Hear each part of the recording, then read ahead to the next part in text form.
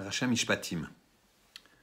La Parasha Mishpatim commence de la façon suivante. Ve'ele ha-mishpatim asher tasim lifnehem. Et voici les lois que tu placeras devant eux. C'est une injonction que Akadosh Baruch Hu donne à Moshe Rabbeinu. Et ici, on a le terme Ve'ele. Et Rashi nous dit tout de suite sur place que le Vav, qui est devant Ele, veut dire que c'est lié avec ce qui précède. Ce qui précède, c'est la fin de la Parasha Yitro, qui disait la chose suivante. L'otale bemaalot al mizbechi. Donc tu ne monteras pas sur les escaliers de mon autel. L'otegale ervatra alav. Ne dévoile pas ta nudité dessus. C'est-à-dire que ne fais pas des grands pas parce que, si c'est des escaliers, parce que tu vas dévoiler vis-à-vis des pierres une nudité. Et même qu'ils avaient des pantalons sur leur tunique, et donc il n'y avait pas de réel dévoilement de nudité, pas du tout même, le principe était de faire attention à ne pas dévoiler sa nudité de façon générale. Donc c'était un terme de tsniout qui est tellement important. Maintenant, le Ben Ishraï Akadosh, il va nous donner un enseignement complémentaire mais différent.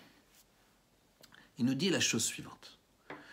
Quel est le rapport ici? Pourquoi tu me parles de nudité avec les lois? Quel est le rapport? Pourquoi c'est lié? Alors le Ben Ishraï nous dit la chose suivante. Quand tu veux apprendre, tu dois être très modeste. Tu dois être très modeste. Parce que si tu n'es pas modeste, si tu n'écoutes pas l'enseignement, si tu restes sur tes idées, à ce moment-là, tu n'apprendras pas. Tu vas rester sur tes idées. Parce que toi, tu comprends mieux, et parce que moi, j'ai toujours fait comme ça, etc. Non, non, non. Écoute, regarde, apprends.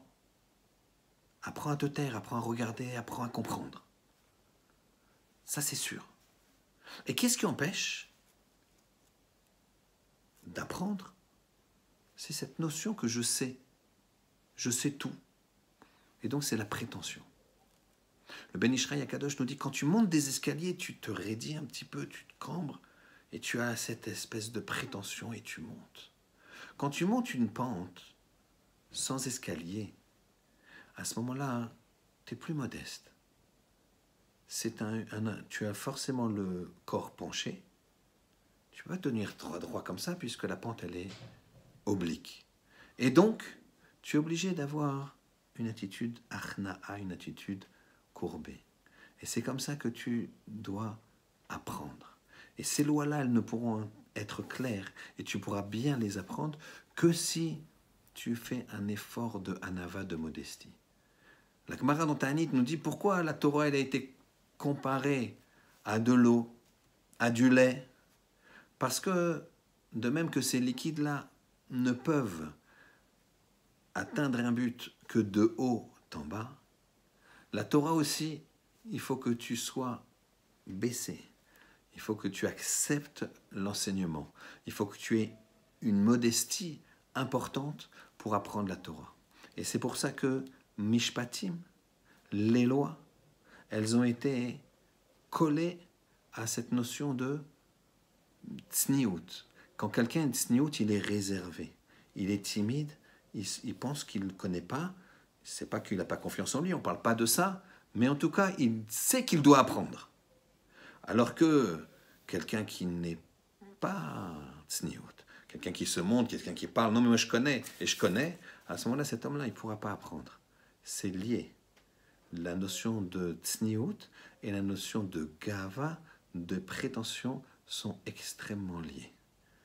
Alors qu'Hachem y fasse qu'on ait et la tsniout, qui est tellement importante, et la modestie, qui est tellement important pour se rapprocher d'Hachem dans la Torah et la Kedusha.